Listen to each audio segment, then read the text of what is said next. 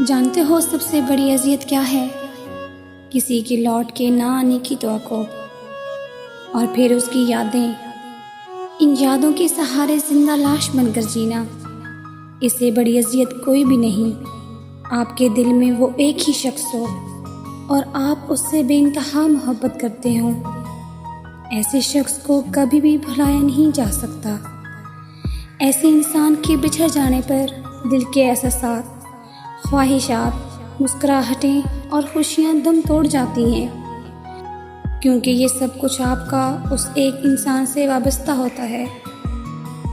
आप लोगों के सामने कह के तो ज़रूर लगाएंगे, मगर अपने अंदर शायद कितनी तकलीफ़ को दबाकर इंसान ऐसी सूरत हाल में होता है कि जी सकता है न मर सकता है, और फिर यूँ होता है कि ज़िंदगी मौत से भी बदतर हो जाती है।